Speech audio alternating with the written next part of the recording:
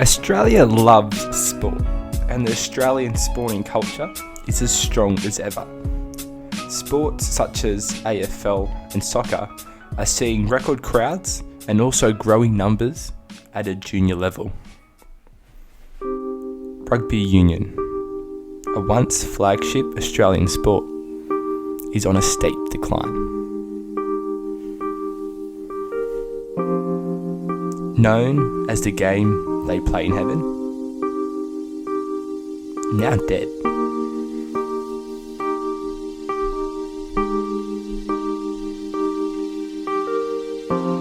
However, this wasn't always the case. Well, it was billed as the greatest game of rugby ever played. Afterwards, one newspaper even headlined the game as a test match made in heaven. The year was 2000, the start of the millennium. A record crowd of 100,000 gathered to watch the All Blacks versus the Wallabies at the newly built Olympic Stadium. The game came down to a nail-biter, with the All Blacks narrowly beating Australia. Despite the loss, many fans still claim that this was the greatest game of rugby ever played, and arguably the height of Australian rugby. At around this time, the Wallabies were competitive on an international level, a powerhouse. Australia won the World Cup in 1991, 1999, and came unforgettably close in 2003 in Sydney. Cut back to today. The past 16 times the Wallabies have played the All Blacks, they've only won twice. And with poor results against other nations, both fans and players are frustrated, reaching a new boiling point.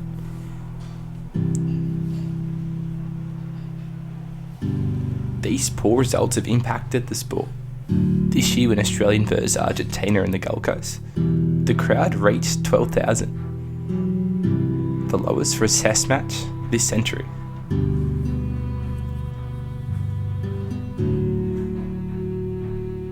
This has also impacted Australia's world ranking, dropping from second at the start of 2017 to 7th,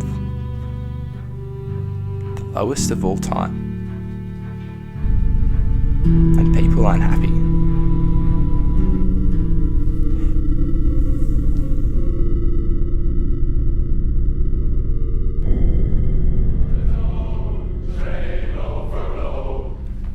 But there is hope.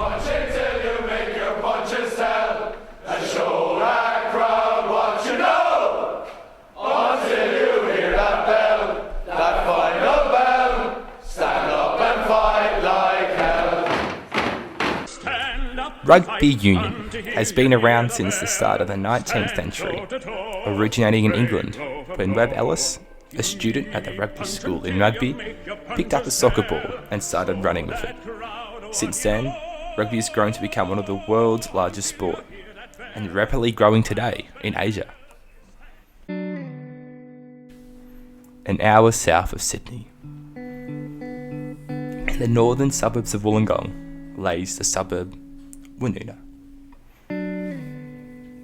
The home of the Darawal people, Woonona means place of young wallabies, a fitting name for an Australian rugby club.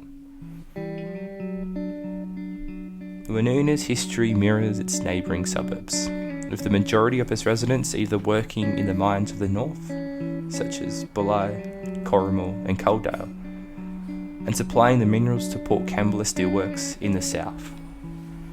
This was Wollongong.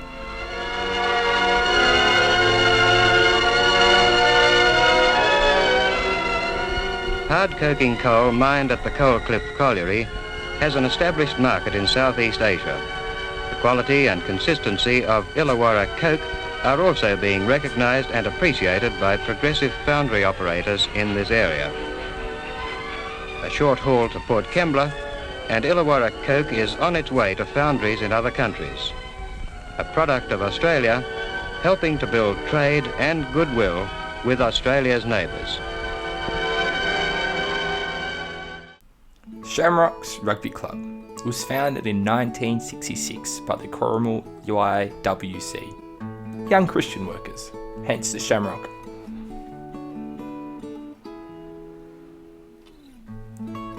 Woonona Surf Rugby Club was founded 2 years later in 1968.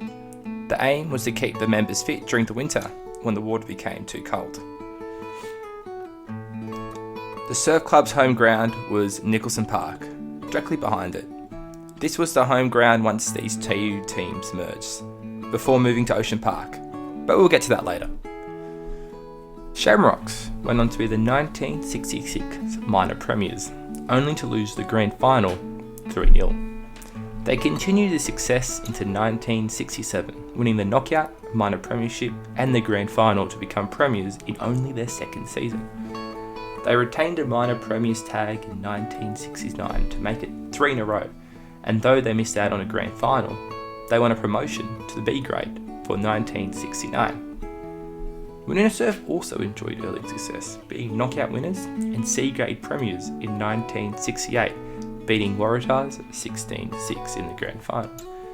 In 1969, both clubs were in B grade and met each other in the preliminary final. Shamrocks scored 5 tries to 4, but lost 24-19 with a bloke called Rod Gilmore kicking the Surf Club to victory.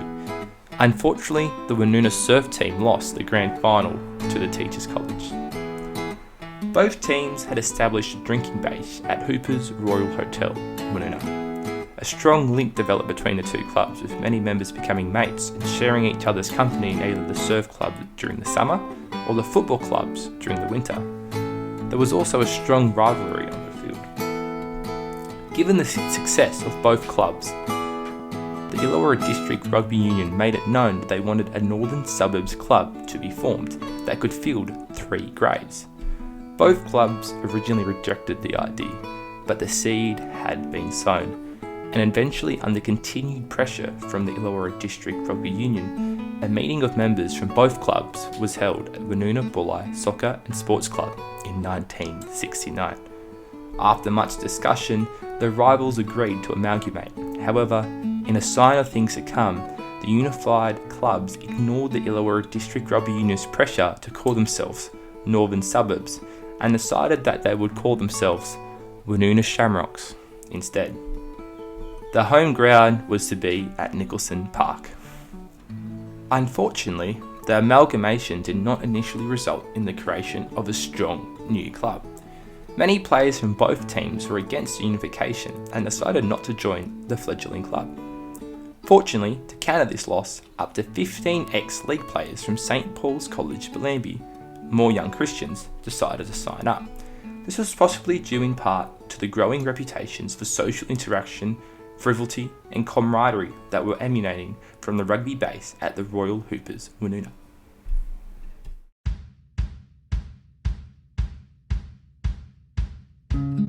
This is me, Kieran, an historian, geographer and former rugby player of the Woonona Shamrocks. 2019 marks the 50th anniversary of the club. As part of a university project, I attempted to help informing the club's history. This is the first time I have attempted to do an historical investigation on a local scale. It is easy to write the history of the World Wars or other large historical events, but the voice of small clubs like the Shamrocks is important. When starting, I knew this would be hard. I found early on that the records were limited. In fact, the early history of Illawarra rugby now lies inside the stomach of a goat, after the records were stored in a member's garage. I went to the library for information, to be told to go to the Illawarra Mercury, the local newspaper, who then told me to go back to the library. I knew that the club's history was not going to be found in records, but through the people that make up the club. I interviewed 6 people asking the same questions. Participants ranged from old players to current, to helpers, to parents, in the attempt to find a wide perspective of the club's history. However, after a while, my geographer brain kicked in. These stories didn't just make up the narrative of the club, but told a greater narrative of Australian rugby. This project started as a simple retelling of a small club's history, but the following interviews reveal what what the small club can reveal about Australian rugby. Is Australian rugby dead? And what can the Shamrocks' 50 years history tell us about the future of Australian rugby? A common argument for the decline in Australian rugby is that there's not enough being done at a grassroots level. This has led to polls revealing that there's more people ballroom dancing and throwing darts than people playing rugby. So I decided to come back to my grassroots here at Ocean Park, a once garbage dump turned into the spiritual home of rugby of the north of Wollongong. The next person you're going to hear is a guy called Barry, one of the older members of the club, and he's going to tell us about his experience with the Shamrocks. And I started with the Shamrocks. I went to a function and a mate of mine, Vic Smith, who was the president of the Shamrocks at the time, this was in 74, said, "You want a game?" And so I came down and played. And I wasn't young when I started, but I played 150 games till I was 40. And I had three sons, and they all played for Shamrocks. Richard played over 300, David played over 100, and Stephen only played juniors and a couple of grade games. And now our grandson who's playing grade now. He played right through the juniors and now he's playing grade. So how long have you been with the club for then? 74 till now. So tell me, that's what's your maths like? that was a long time. Longer than I've been alive. Thanks, that makes me feel good. Sorry. The next three people we're going to hear from are Rowan, Pete and Barry, all three former members of the club. These interviews were conducted on a Thursday morning, where they still help out painting the lines and mowing the fields for the coming game on the weekend. Soccer played until I got too big for soccer. I came over here, followed the mate over here and started playing rugby union. Yeah, I was only reserve grader at best. I had a couple of runs in first grade. Hopeless. I grew up in Russellvale. I went to Woonona High School. Then I did an apprenticeship down the Steelworks, and that's sort of when I got involved. I met some guys I went to school with, and I joined the Woonona Surf Club, and so that's how I got involved with the Shamrocks, because a lot of the guys in the surf club. I met 4 guys in Europe. We were backpacking around in 1975.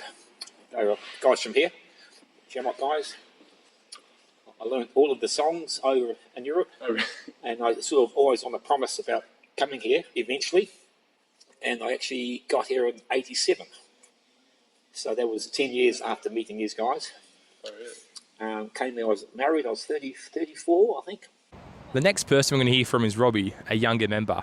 It's okay if I record you, Robbie. I don't know. Can we wind this back? No, yeah, I've grown up in living in my house in Corrimal for 21 years, almost 22. Okay. And I've just always been a local around here. Played cricket and rugby league growing up, and now last 7 years at Shamrocks. So, what's your connection to the Shamrocks club?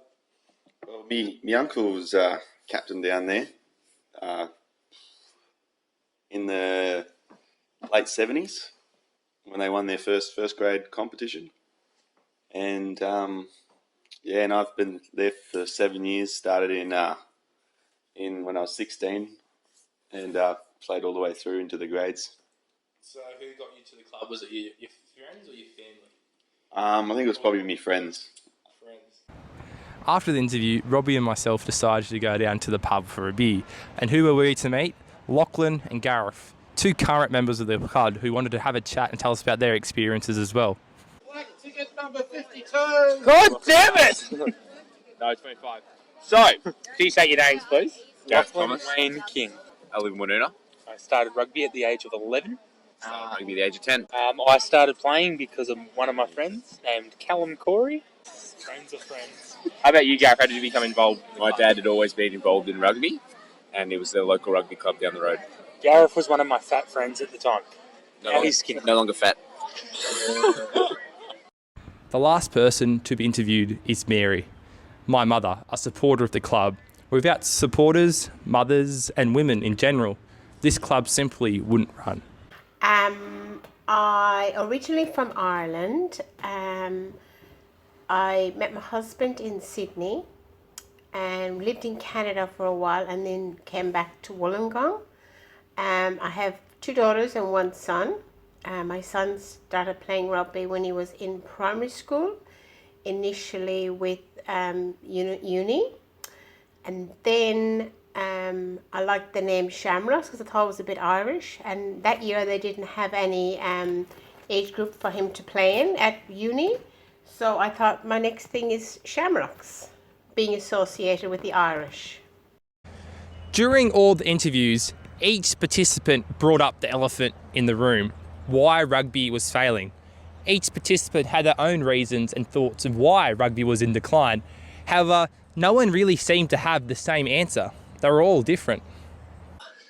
The whole game has changed. The problem with the Wallabies is the same problem with the Springboks in England. They can't beat New Zealand. New Zealand are head and shoulders above every other team, not just but of course Wallabies play them more often than the others, and of course they look worse. But yeah, I don't think the rugby is what it used to be because of the rucking situation. I mean, you see a player get tackled. There's one player with him, that's your ruck, and the rest are lined up ready to defend. So all you've got is 14 players defending. To me, you know, nowadays when 8 forwards were in the ruck and your backs had more room to move, it mightn't have been as spectacular, but by God, it was, you know, yeah, that's my opinion. I think the game's a lot faster now than it was. And, they brought in some good things like the line-out rules and stuff like that are a lot better than it was. Like line-outs used to just be a standing brawl, like you know. So they've sorted that out, and I think scrums are a lot better. I think the game's a bit faster. Yeah. Do you reckon like the culture's changed at all? Do you reckon they've gotten like bigger or like weaker? Yeah, it's funny because it's sort of, it's always been there. The Wallaby, it was very when I was growing up, like it was there, but in the background, very small. And then it got big up towards when we held the World Cup, and then when we won the World Cup a couple of times, like it was very popular. And now it's sort of gone down a bit again. So yeah, it's hard to know why, but I think all sports are battling a bit.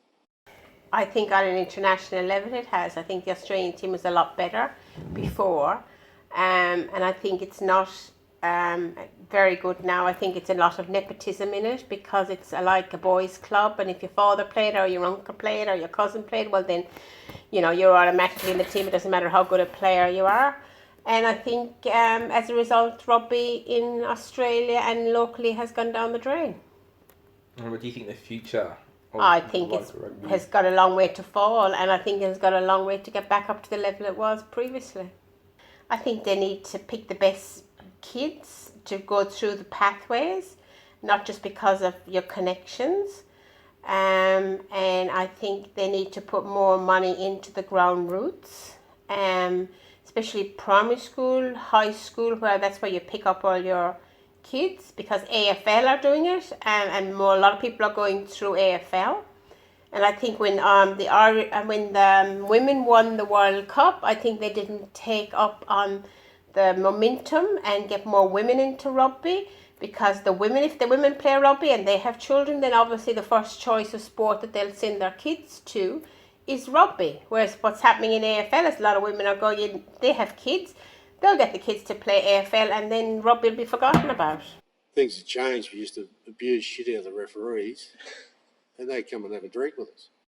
I think the club competition's as strong as I've ever known it to be. Even in the last 6 or 7 years, it's gotten better at the grade level. But the junior level seems to thin out more and more each year.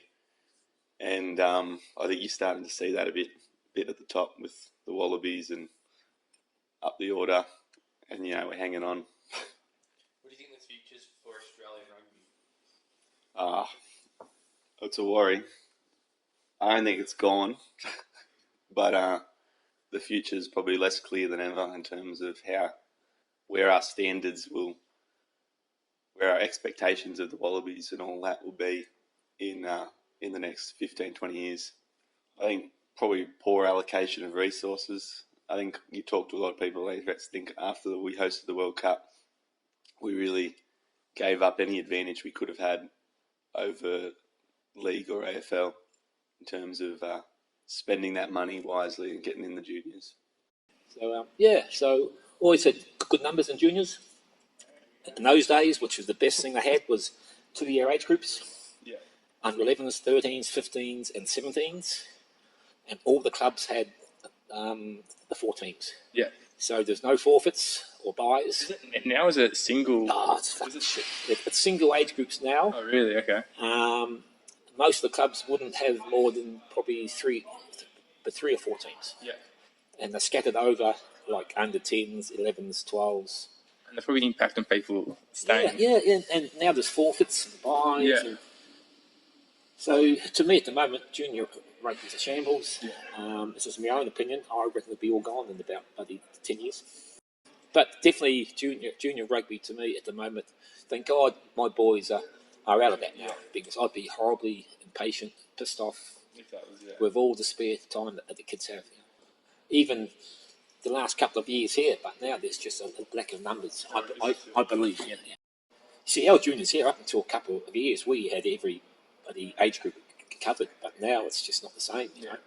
So I don't know how we can overcome that. I think it's just a lack of no support of New South Wales rugby or Waratahs, absolutely none at all. Well, in the old days, it was because your mate played. Yeah. But now those mates aren't playing, you know. There's no promoting of rugby in schools or anything, and in our day as well, there was no school rugby at all. I wish they'd come down here on a Sunday or whatever and just talk to some of us guys who've been around the scene for a long time. Yeah. I feel like it's in decline. In decline. Yeah, rugby when it started was a lot bigger. There was pretty much an age group. Like in every age there was a group. But now it's dropped dramatically. Like beyond half. The grassroots have just failed.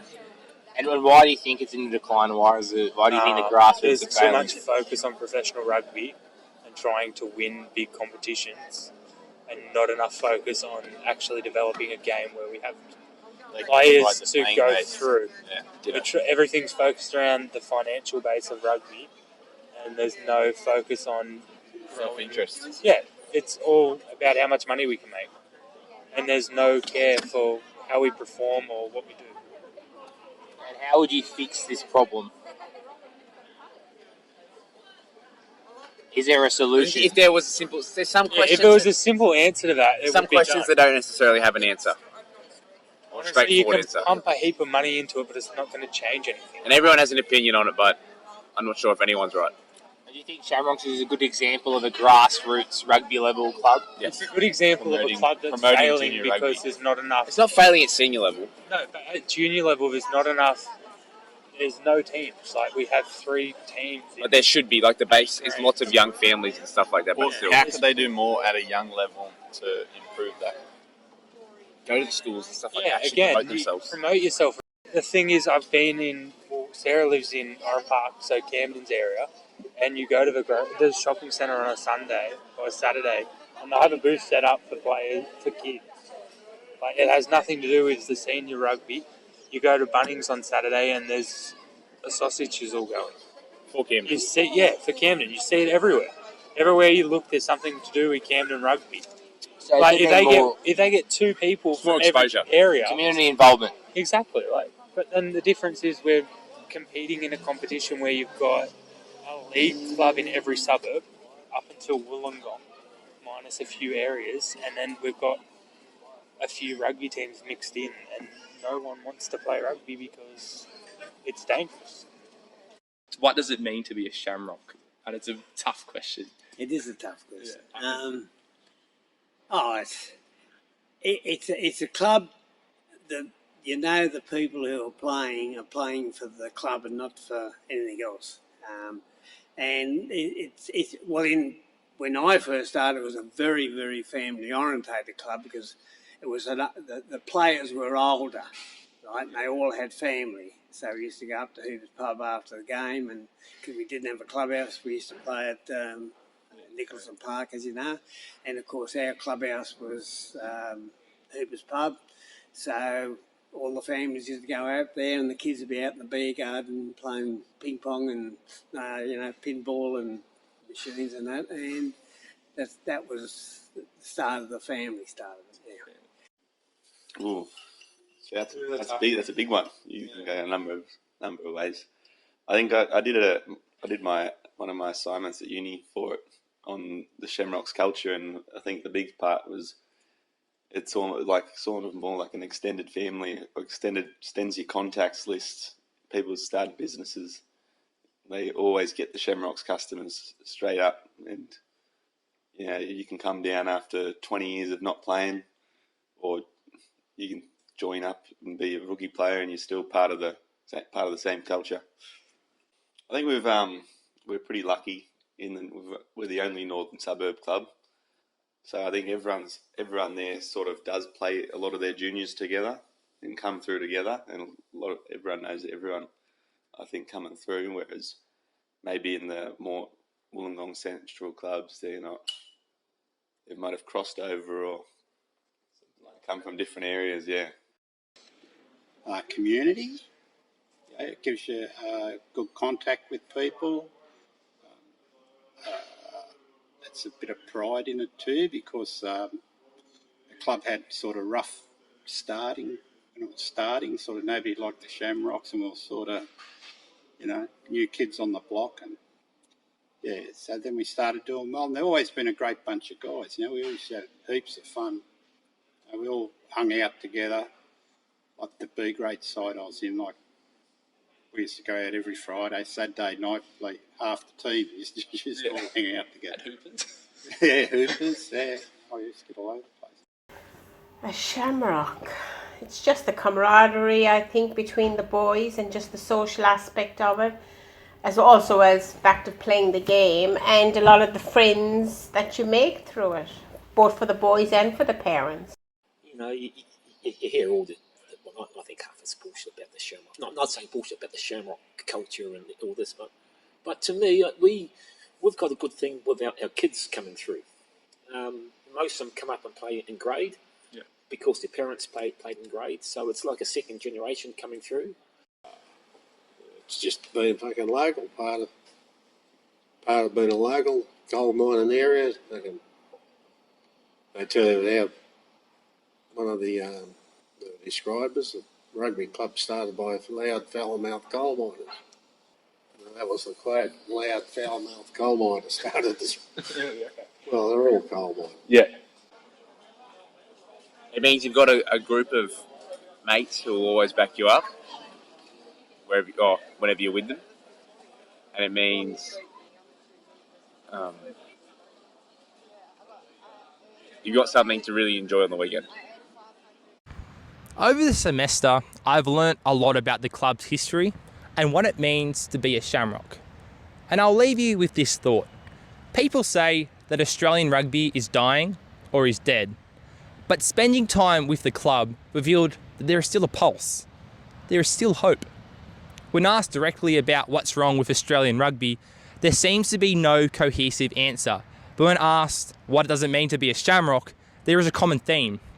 People are a part of the club to belong, to make friends, to be a part of a family. Australian rugby is not dead. There is still a pulse at a grassroots level, and it is these people that I spent the semester with that is keeping this pulse to continue to beat. Not because Australian rugby is helping them, but because they are helping each other. And this is not indigenous to the Shamrocks, but to many clubs around Australia. The way to fix Australian rugby is for rugby to be in union. Is it possible to build this sense of community to a larger scale? Well, if the Shamrocks have anything to do with it, until they hear that bell, that final bell, Shamrocks will fight like hell.